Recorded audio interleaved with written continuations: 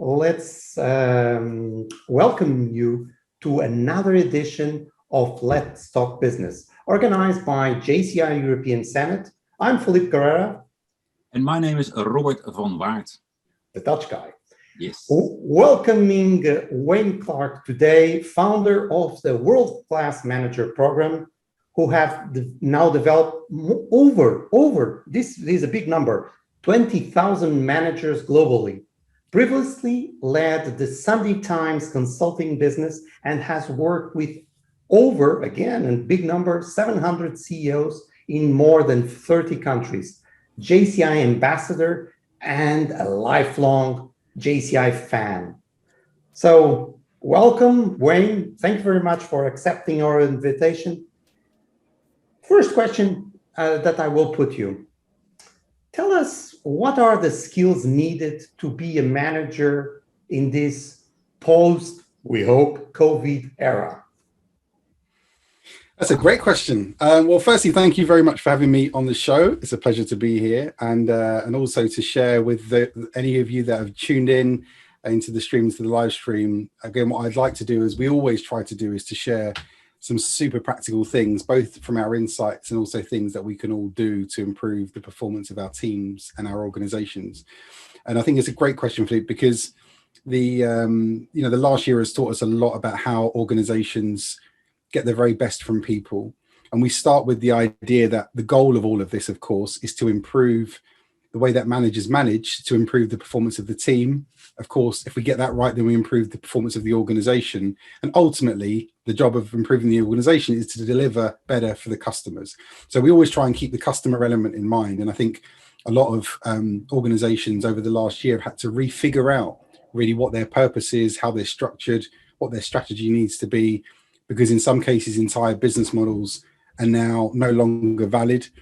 Some business models have now come into existence that didn't exist this time last year, and it's created a whole different, I guess, dynamic for how managers must manage their people. There are two things, though, that I think I would focus in on. One is the attention span of people.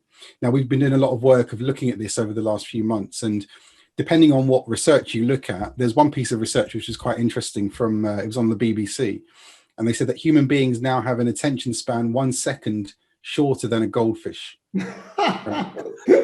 So the really worrying thing. How long is that? Is it like blood? It's like 7-8 seconds or something. It's really short. So they say goldfish is like 9 seconds.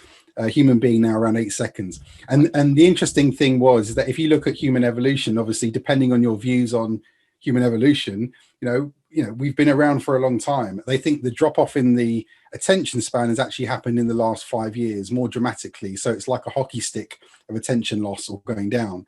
So last year, with all the online and all the digital stimulus, is even worse. It's even worse. So now imagine the problem, right? Let's say, so Philip, you are the CEO. Let's say Robert is the manager, and then I am the new guy. I'm the most junior guy in the company. You as the CEO, good hierarchy. I like it. Yeah, you like. Yeah, I thought you'd like that. I thought you'd like it. It plays to everything that's important. So you as a CEO, you've got a strategic message to get through. The manager to me, the most junior guy in the company. Now I'm now in a remote location. I've been working from home for the last 12 months.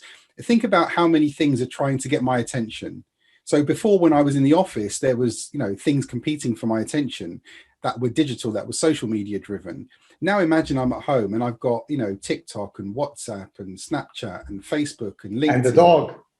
And the dog and all the other things that are going on. All of these things are trying to get my attention. And we know through looking at the rise in the value of cryptos like Dogecoin and SafeMoon and all the others that have really been on this big trajectory, the reason why they've become so valuable is because they've tapped into the value of attention.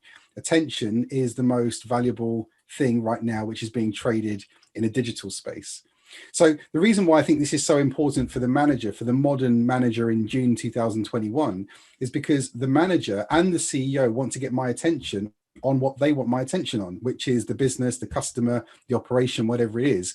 All of these very wealthy individuals over this side, from Mr. Snapchat, Mr. Facebook, Mrs. TikTok, they are all trying to get my attention, and they are backed by way more wealthy people and probably generate way more sexy content that's likely to get my attention more than you as the organization are going to get my attention. So, we think it was always difficult for a manager, but now imagine I'm fighting against these other competing factions for attention. That's the first one. And then the second one is time. And I think, everyone always reports time is a problem. We found an article which was written in 1974, and it was Harvard Business Review's most secondly downloaded article of all time. And it's an article which is about time management. Ironically, the fact that it's so old.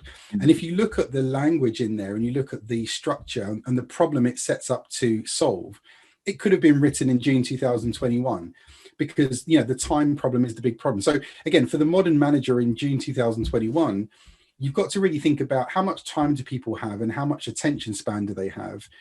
I think there's two really important elements of this. And then you can pile in so many other things, from health and well-being to the anxiety of what's going on with COVID. And I think the job of the modern manager is more complex than ever. So I think that's, and I think any CEOs and leaders, if you've got managers who you manage, I think our challenge now as a leader is to become very sympathetic to the challenge of being a manager at this time. I think it's the most difficult time to ever probably be a manager in an organization, is my opinion anyway. Yeah, I understand that. Wow, yeah. 5 seconds, you said. Oh. It's 8. There was a joke about men that they are always thinking about something else every 6 seconds. Now is even worse. Football. Yeah, it is. It's interesting. So how? And you said also that a lot of businesses change and or did go away all the way last year, because everything went digital. And you're in your program, the World Class Manager program, is I know partly digital, partly online, etc. But I think as well you had to cope a lot with the attention and the time challenge last year as well. How did you and your company cope with it that last year? Did you change your model? Did your customers change? Did they go away? Did they just arrive? Or how did it went for you? I'm quite dramatic. Probably my team would say too dramatic sometimes. Is that within the first few days of COVID and lockdown, I was working in Canada and I came back like maybe 3 days before we went into lockdown in the UK. Yeah. But as soon as we went into lockdown, I sort of, we have two halves of our business. Half is a traditional consulting face-to-face business. The other is digital online. And I sort of made this thing to the team of saying, look, the face-to-face business is now dead. And they said, what do you mean it's dead? I said, it's dead. Forget it. It's over. It's finished. Yeah. Because I think I was reacting probably a bit too much. But I thought, what we now need to do is accept that things have changed really quickly and pivot everything to the online business and put all of our attention there. And then we took a very difficult decision we were going to develop the second wave of our program, which we launched actually about 6 weeks ago, called World Class Manager Series 2. Okay. And it was a very big decision for us because, you think in a time of economic difficulty and uncertainty, the smart thing to do is hold on to cash. We're lucky we don't have investors, but we took a really big decision to invest in the development of our second wave of programming, not really because of necessary demand from clients, but we believed it was the right step to take. But it was a real leap of faith. So what we tried to do was, I guess, believe in what our product is and what we do. We'd always had good feedback from clients, but we thought, well, let's plow into that and see if we can develop the business even further. So is it also a competence or how do you say it? Not maybe a talent, but something you really have to do is always, or not always, but especially in these times, also go through the wall of fear or take your leap of faith, or how do you want to call it? Go forward instead of, the fight, flight, and freeze as also a manager, a leader of a company, of your business owner. Yeah. Well, I realized like a few years ago that when, we work with so many different CEOs and companies, and you realize that often, as you guys do, you see the leadership team create the vision and the strategy and they make it up.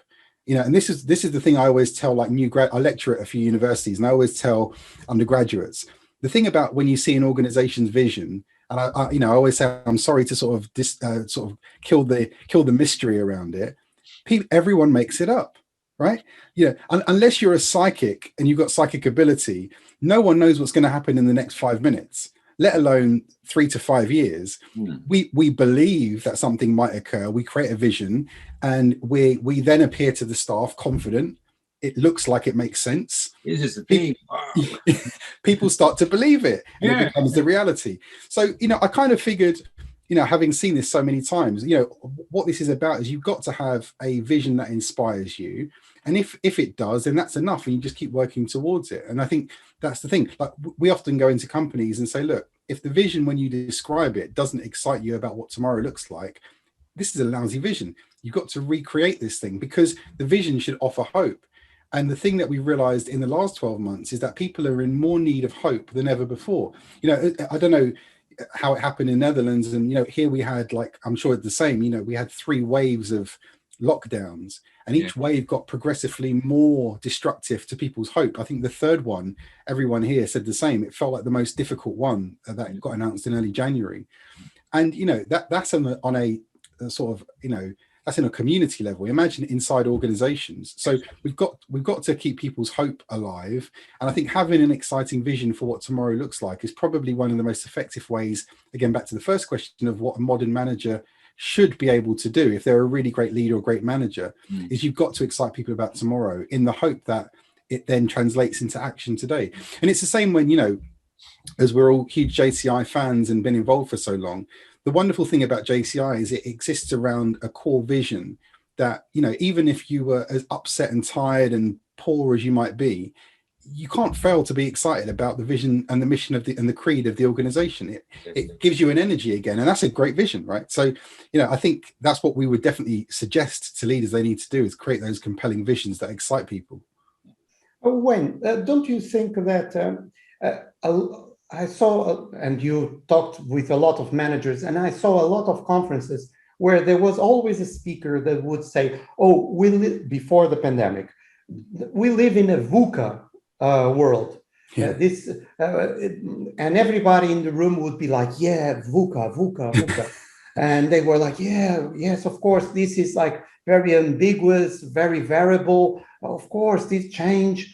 But were managers prepared for a VUCA event that was a pandemic?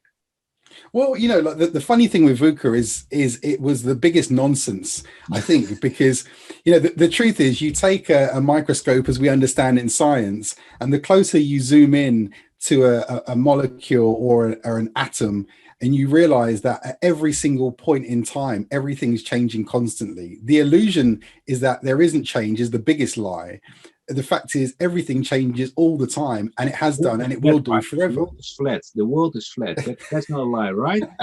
It's not a lie. Don't fall off. Yeah, so we understand that everything changes, and I think the weird illusion in organizations is that there is some sort of sense of stability. I think that the amazing thing of the last year is it's really shaken everyone again to realize that actually everything is up for change, and the illusion that everything will stay the same is really the big lie. So I think what it's done is, in many organizations, is it's caused people to rethink what the future might look like. And I think this is a positive in many cases. And the reason why I say that is because we worked with a company at the beginning of lockdown last year where they said the typical thing, they wanted our help in designing these sessions for leaders to train the top 100 of the organization, blah, blah, similar story. Which, of course, is a great, I'm not saying it's a bad thing to do. It makes sense. However, before March 2020, the junior people in the organization believed that the leadership team had a better idea of what was going to happen in the future than they did. Because the leadership team always come around and say, this is what's going to happen next. And everyone says, oh, okay, makes sense. They didn't know either. They had no idea. After March 2020, everyone accepts that no one's got a clue. So if you're really smart as a CEO, you start to think, okay, if no one does have a clue, then the hierarchy doesn't make any sense anymore. What makes sense is there must be between 10 to 20% of every population we come across in every organization who really cares about this organization and has given it some thought. They've thought about what the customer really wants. And those 20% are not in the leadership team. That's 20% as a cross-section, whichever way you cut your organization. They could be anywhere.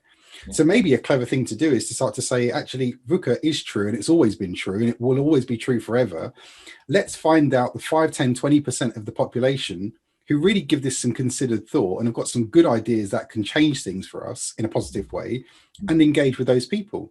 So I think the clever organizations, and we found a few of them that have really embraced this and said, let's look for those, people who really care. Just a quick trivia question for you, right? So we met a guy who's a cardiologist, and he's been studying men who've had heart attacks for the last number of years. And he's been looking at the changes in behavior of men who've had heart attacks. So he asked me the question, so I'll ask you and see what you think. He said, out of 100 men following a heart attack, what percentage of men change their behavior, i.e. will exercise more, eat a bit more healthy? Out of 100 men, how many will change their behavior following a heart attack? Very, very low percentage. I would say 10%. 2%. Oh no, it's a bit higher. It's 21. In his observation, 21%. And the point was, he was saying, look, even following such a life-changing moment, to get people to change their behavior is so difficult. And I think, in the organizations we probably all work with, everyone throws around this statement like it's easy. They talk about behavior change. We're going to change people's behavior. Think, well, it's not that straightforward. However, we do know that there is a population of people, probably below 20%, who are really willing to engage, to change, to do things differently, to embrace the VUCA-ness of the universe and do something because positive. Change is pain, always. Of course. You have to be prepared to endure the pain of change. Yeah. And the period of that endurance can be very long. Yeah. Especially when we only look at the end result, that the end result is a total different behavior. Yeah. We forget to look at the very small steps you make, instead of don't put mayo in Nes. In the Netherlands, you put mayonnaise on your chips, or don't put mayonnaise anymore, but do it ketchup. But ketchup is still very bad, but it's less bad than.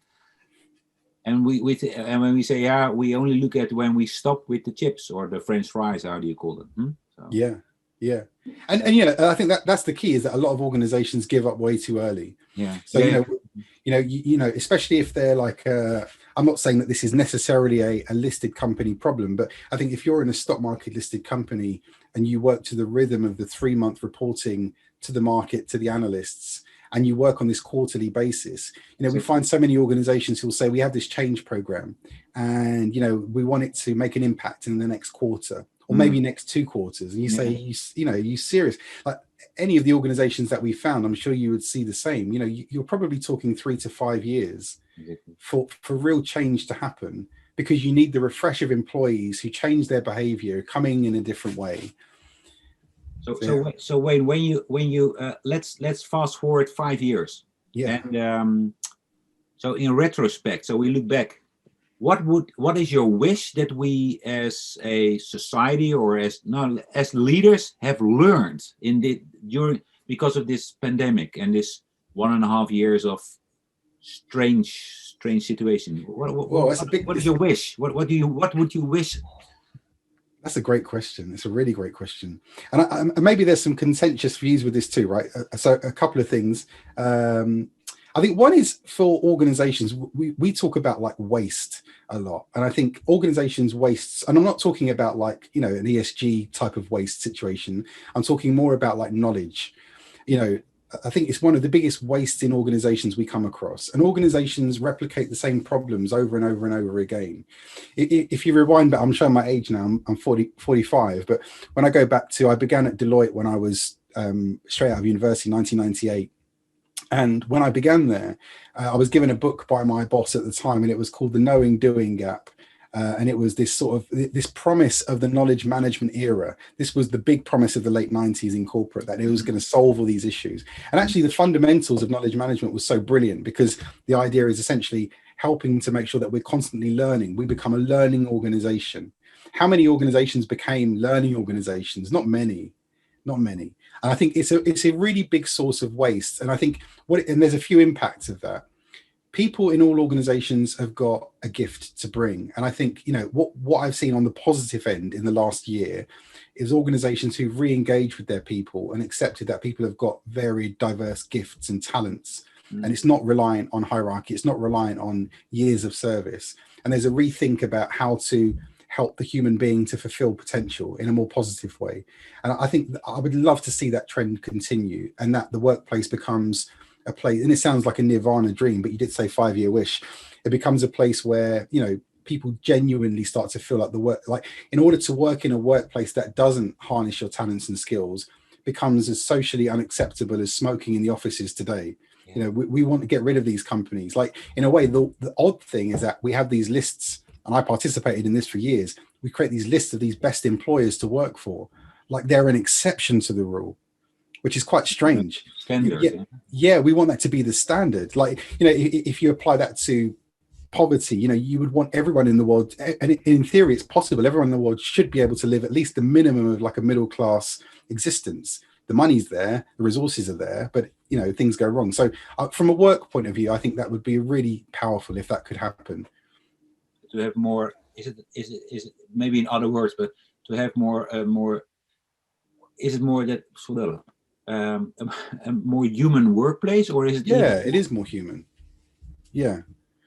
And yeah, for people to be more fulfilled. Like we look at one of the questions we always ask managers and leaders, we'll say, you know, when in your life did you have that, we call it that conversation, not talking about like the birds and the bees, but, you know, more about when did you have that conversation about your hopes, dreams and ambitions with someone. And you know, we find with, you know, most people are, it's not that common that you would have that experience. If you're lucky and you've had a mum or a dad or both of them, or someone in your life who's been interested enough to have a really in-depth conversation with you about your dreams and your future, I think you're in the minority of the population. You know, work is not work anymore, huh? Yeah, that would be great. That would be great. However, there are always going to be jobs that people don't want to do, that need to be done. So it's not maybe that perfect nirvana, but I think that's one important one. And by the way, let's pick up on something that you said that is very important, and you are also in training, and also you have to deal with the managers. We were talking about attention span. So advices that you can give how to engage a team, especially in this virtual world, how you can basically engage that team. Well, I think Agile was a great promise, right? Agile came along and everyone loved the idea of working in an Agile way. I think if you've got the discipline, as Robert talked about, I think, and you mentioned, I think the discipline is key. That can really make a difference. However, in many organizations I've seen, Agile becomes a way overused word, and it just means do everything all the time. And now I'm even more stressed out than I was before. And this Agile was meant to solve a big problem for us. So I think the number one important lesson I've learned along the journey is we got to see this guy, Jim Collins, who wrote the book Good to Great a few years ago. And one of the things he said to the audience was, in his observation of looking at some of the best CEOs he's come across, they seem to spend more time than the average CEO about thinking, of spending some time in the week where they stop and they think about what's actually going on. They become consciously aware of what's happening in their team and for the organization. And it's a great method of being able to slow down thinking, slow down time, decrease stress, and become, you know, more cognizant of what's happening. So one of his sort of message to the audience was, you should be spending about 10 to 20% a week as a leader doing that. So one of the guys in the group put his hand up and said, you know, sounds great, but pretty stupid. You know, do you really think I can take between half a day to a day a week to not do anything in my company? And then the guy said, another thing, it was a great response. He said to him, could you take a week off of holiday in June? And he's like, no. He says, why not? He said, because I'm busy. He said, okay. Could you take a week off of holiday in November? He says, yes. He says, how come? He says, because I'm less busy in November. He says, okay. So maybe what you can do is put in your diary half a day a week, 2 hours a week, starting in November. And I guarantee you, by the time November comes around, it will be a lot easier to create that space in your diary. And I think it was such an important message, because as busy, successful people, what you try to do in the time problem, which is the problem for most teams, is they always have a perception there's no time available. Because you can't solve the time problem this week or this month because there's no space in the diary, your immediate emotion is it can't be solved. And that actually increases more anxiety. Whereas believing that what you could do is you could start to save some more time and create that space starting in September or October, maybe when your diary looks a little better. And I think that's a really important thing that you can start to do, because creating the space and time to think will definitely change your ability to concentrate on these important tasks. It's when you've got no time and availability that you often then believe that you're multitasking. And the one thing many people talk about is the idea of multitasking is again a total lie. You can't multitask. You always have to do one thing at once. The idea of chopping up the processing availability of your brain to do multiple things at once means that you probably perform worse on many things rather than performing well on many things. So I think, what you can do, my cousin is a great guy who runs an organization called Sport and Thought, and he works with young adolescents and helps them through really significant problems. He uses a very similar analogy with young people and talks about when you play, and he uses football as a method to work with children.